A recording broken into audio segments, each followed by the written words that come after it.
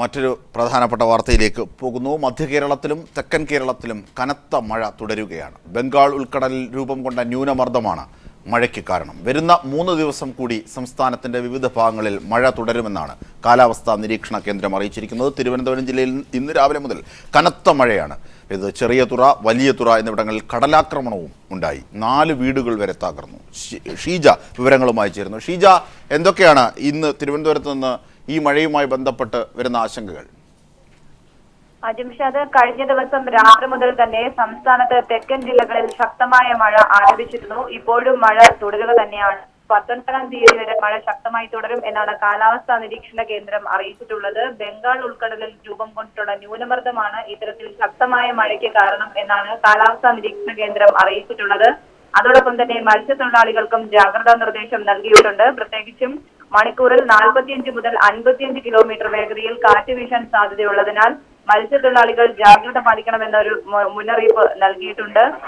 തിരുവനന്തപുരം ജില്ലയിൽ ചെറിയതുറ, വലിയതുറ ഉൾപ്പെടെയുള്ള തീരദേശ മേഖലകളിൽ എല്ലാം തന്നെ കടലാക്രമണം രൂക്ഷമാണ്. ഇതിനോടകം തന്നെ 100ഓളം വീടുകൾക്കാണ് കാര്യമായി കേടുപാടുകൾ സംഭവിച്ചിട്ടുള്ളത്. ഇതേ തുടർന്ന് പലയിടങ്ങളിലും തിരുവനന്തപുരത്ത് വലിയതുറയിലും അതോടൊപ്പം തന്നെ പൂവാർ, വിഴിഞ്ഞം റോഡിലും ജനങ്ങൾ റോഡ് ഉപരോധിച്ചുകൊണ്ടിരിക്കുകയാണ്. ഇത്തരത്തിൽ കാര്യക്ഷമമായ ഒരു പ്രവർത്തനവും ഈ മഴ വരുന്ന സമയത്ത് ഇത്തരത്തിൽ കടൽക്ഷോഭങ്ങൾ രൂക്ഷമാകുന്ന സമയത്ത് സർക്കാർ ചെയ്യാറില്ല. തങ്ങളെ വഴിയാധാരമാക്കുന്നു എന്നാരോപിച്ചുകൊണ്ടാണ് ഇവർ റോഡ് ഉപരോധിക്കുന്നത്. ഏതായാലും മഴ ശക്തമായി തന്നെ ഇനി 19-ാം തീയതി വരെ തുടരും എന്നാണ് കാലാവസ്ഥാ നിരീക്ഷണ കേന്ദ്രം അറിയിച്ചിട്ടുള്ളത്. 7 സെന്റിമീറ്റർ മുതൽ 13 സെന്റിമീറ്റർ വരെ മഴ ലഭിക്കാൻ സാധ്യതയുള്ളതായാണ് കാലാവസ്ഥാ നിരീക്ഷണ കേന്ദ്രം അറിയിച്ചിട്ടുള്ളത്. പലയിടങ്ങളിലും ക്യാമ്പുകൾ തുടങ്ങാനും ദുരിതാശ്വാസ ക്യാമ്പുകൾ തുടങ്ങാനും തഹസിൽദാർമാർക്ക് ജില്ലാ കളക്ടർ നിർദ്ദേശം നൽകി കഴിഞ്ഞിട്ടുണ്ട്. അജിംഷാദ്, തീർച്ചയായും ഷീജയാണ് വിവരങ്ങൾ നൽകിയത്.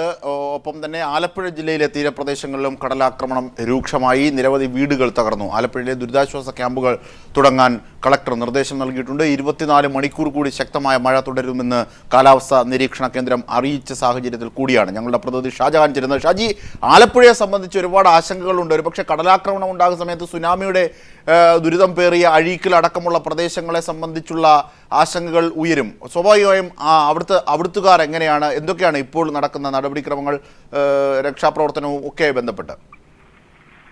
അജിംഷാദ്, ആലപ്പുഴ ജില്ലയുടെ തീരപ്രദേശത്ത് കഴിഞ്ഞ ദിവസം മുതൽ ശക്തമായ കടലാക്രമണമാണ് രൂപപ്പെട്ടിരിക്കുന്നത്.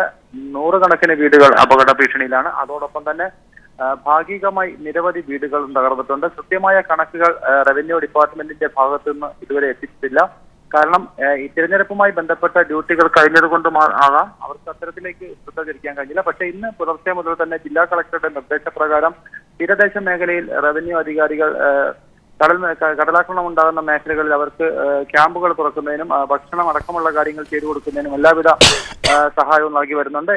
നിലവിൽ 100 കണക്കിന് കുടുംബങ്ങൾ ക്യാമ്പുകളിലേക്ക് മാറ്റപ്പെട്ടതായിട്ടാണ് നമുക്ക് മനസ്സിലാക്കാൻ സാധിക്കുന്നത്. 5 ക്യാമ്പുകൾ ആലപ്പുഴ ജില്ലയുടെ തീരപ്രദേശത്ത് മാത്രം തുറന്നു. ചേർത്തല, അമ്പലപ്പുഴ താലൂക്കുകളുടെ തീരദേശ മേഖലയിലാണ് കൂടുതലായിട്ടും കടലാക്രമണം ഉണ്ടായത്. ജില്ലയുടെ തീരദേശ മേഖല പൂർണ്ണമായിട്ടും കടലാക്രമണത്തിന്റെ ഭീഷണിയിലാണ്. നമുക്കറിയാം, ഓരോ വർഷവും ഇത്തരത്തിൽ നിരവധി വീടുകൾ തകർന്നുണ്ട്. ഈ നിരവധി വീടുകൾ തകർന്നാൽ പോലും ഇവരൊക്കെ പുനരധിവാസം എന്നുള്ള ഒരു കാര്യം ഇനി നടപ്പിലാക്കാൻ സർക്കാരിന് കഴിഞ്ഞിട്ടില്ല എന്നുള്ളൊരു ആക്ഷേപം നിലനിൽക്കുന്നുണ്ട്.